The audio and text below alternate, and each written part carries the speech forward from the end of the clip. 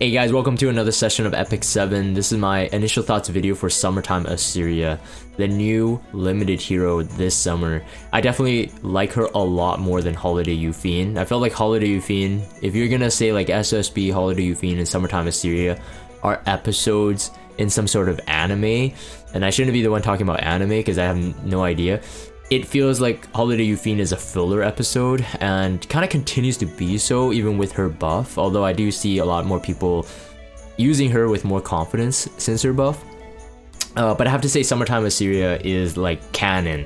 You know, if I'm going to compare like the hero's effectiveness, I think Summertime Iseria, when I first read her skills when she was released, the information was released, I wasn't super convinced. I saw a lot of mechanics that's like really cool. Can really see her used in bruiser setups, in sort of we'll call speed cleave setups, I suppose, or just like any AoE type of, you know, aggro comp. I could see her used, but then I was like really questioning, especially the bomb mechanic. But then even if the bomb mechanic doesn't change, I think the way she applies the bombs really have no issue, and it actually makes her pretty strong. One of the I would say critiques that people had was that, oh, she's a fire hero, which we just had Rem and Amelia being both ice heroes, limited collab from the ReZero collab, and it's just like Rem is pretty dominant at the moment, and so like people have that, you know, question like, oh, she's a fire, then immediately she's not good. But of course that's not true. We saw Fire Robbie have her reign, and we now see Fire Charlotte doing very well, especially in areas like World Arena. So I don't think that Summertime Iseria has that issue, even being a fire, but her kit also neglects that issue. But of course I'll get into that and my thoughts on it.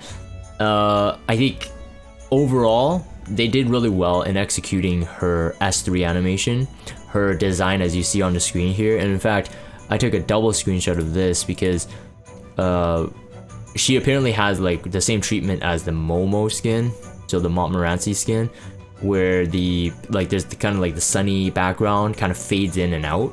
So that's very cool. I kind of wish that they applied this earlier, but I guess like you know as time goes on, we're just gonna get like really fancy stuff. And I definitely think that being like a limited in summer, this is like a really good selling point, I suppose, like to have it in the background.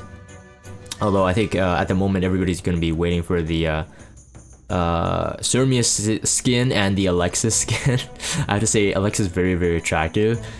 She's kind of like the girl you never noticed, and then she tied up her hair and then put on a bathing suit, and you're just like, very interesting. Anyways, we've been waiting for this for a long time, and I have to say her S3 animation is very good, very nice to see, very beautiful angles that they chose. Very good storytelling. If you guys watch my series, especially on my ML Charles or Closer Charles thoughts, I spent like 15 minutes talking about the animation there, doing a like frame by frame breakdown and like why it looks really bad, like bad proportions, bad animation, bad storytelling. I know a lot of you guys on the YouTube is saying that, oh, it makes sense that he has to go into a plane because, you know, he doesn't have superpowers or whatever. It's the direction, it's like the momentum. But if you watch Summertime Iseria's animation, there's like really good momentum, very good dynamic, and I'm not gonna spend too much time doing the animation here. I saw a couple comments saying that, oh, Jagan, we like your take on like how the animation is, and I really thank you for those comments, but I don't want to spend that kind of time on every single hero. But her animation is solid. You know, if you jump onto my stream one day and I'm talking about the animations, I'll explain there, but not for this video. So let's move on. Capricorn Ranger. So she has the same star sign as Elfelt Bologna, or Green Bologna that is. So you see there the attack is at 1200, health is at 5700, which is relatively low, I mean, comparing to the Leos, but the defense is pretty good at 585, and the speed is 115, very solid. No crit rate, no crit damage, which is actually good for her kit, and then effectiveness at 30, which is also really good. Imprint concentration being at 27%, which is pretty common for these Capricorns, but it's good for her.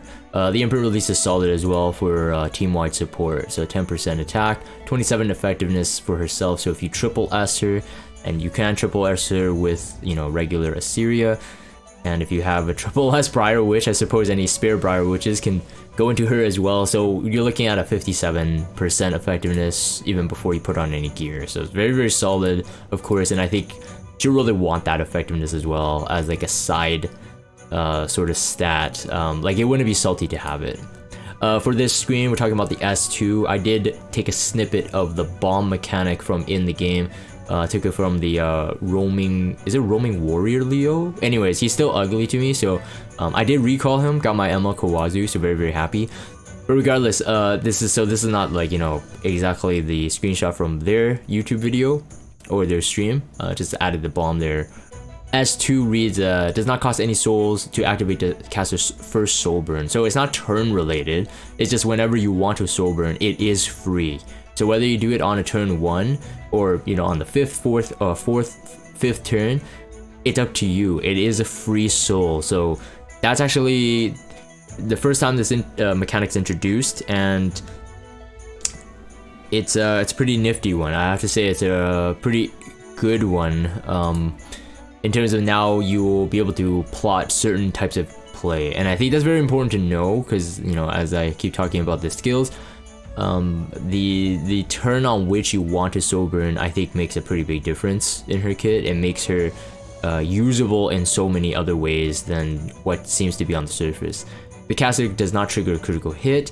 Seemingly they're liking this kind of stuff, but I think they're really trying to prove it. So I mean, Senya can't do it, Gunther can't do it, but she can't do it either, which is again makes the awakenings like good.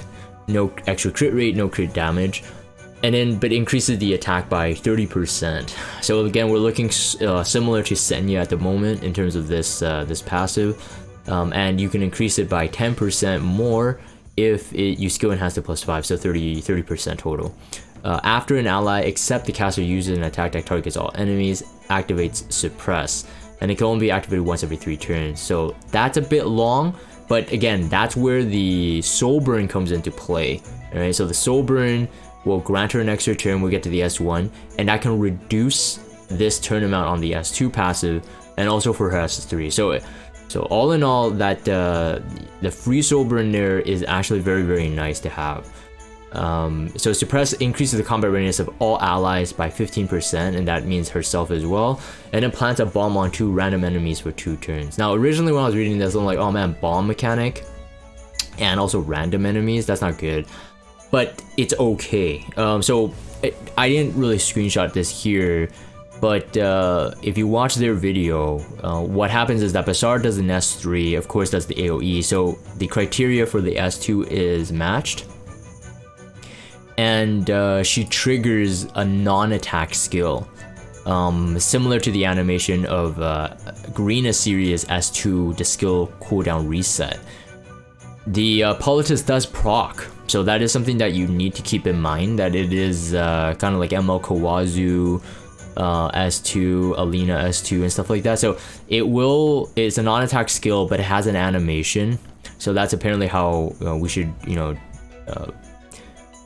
what do you call it? Distinguish the type of passive skill that actually is launched. Sometimes a passive skill that has no animation and it wouldn't cause Politis to go, or Celine. If Celine is the one that you need to proc into, I mean, depends on how you build your Iseria, she might be the highest attack hero there. So if Celine is on the highest attack EE, you'll hit a fire, so you'll probably miss. So Politis is probably the only threat to how her S2 works at the moment. I think Soul Bad Guy has a, you know, if you do a non-attack skill, he increases combat readiness, but I mean, who really uses Soul Bad Guy? Not really. But in terms of the two, I would say, counters to that mechanic specifically, Politis and Celine probably wouldn't really matter that much. That's in my opinion, of course. But the 2 bombs on random enemy 2 turns. So the bomb effect is at the end of the debuff duration, the target receives damage proportional to the caster's attack. So that's pretty good. If I remember correctly, it's as much as burn damage or a bit more. So far we've been seeing burn damage doing pretty good because of Carrot and the likes. But they detonate, so usually you get a massive amount of damage, up to like 4 ticks of burn. But the bomb, even though it has 2 turn or a number 2 on it, it doesn't actually increase the damage. So if you detonate a bomb at like a turn, like a 1 turn left on the bomb, it would do the same amount of damage as if it had 2 ticks of it. So it's a timer based thing, not how many debuffs is applied. So that's such an important note. Maybe they'll distinguish that in the future in terms of the graphic itself, because of course there's a inconsistency. I'm you know, again talking about my UI experience, inconsistency in terms of the art language. So they might change that in the future if bomb mechanics become again more prevalent. And I think Summertime Iseria will be the hero that actually makes bombs work. So the issue is that bombs can be resisted in terms of the effectiveness effect resist check. That's why the effectiveness on Summertime Iseria is very important. It can be cleansed. It can be cleansed. That's why the 2 turns is also important too, because it like what happens when you blow. If you look at the bomb again, proportionate cast attack and a stun for 1 turn. That's quite a lot of stuff going on. You've got damage scaling to the caster's attack. If I remember correctly, there is a defense ignore percentage there, so kind of like burn, and then you stun for 1 turn. Debuff duration cannot be extended or decreased, and then the stun effect ignores effect resist. So that's also very powerful. So the effectiveness check is only the bomb debuff itself, but if the bomb goes off, it ignores effect resists. So that means as long as you land it on any, you know, Soul Weaver or whoever has really high effect resist, you will detonate it. It will detonate. It will stun for that 1 turn. So pretty oppressive.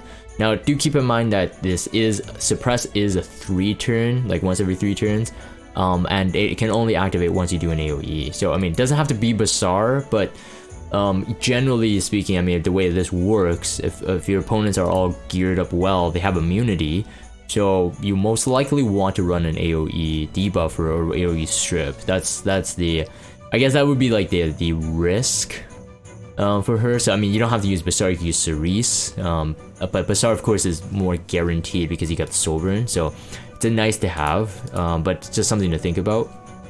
ML Angelica, which I'll be making a separate video on, I mean, she can technically work as that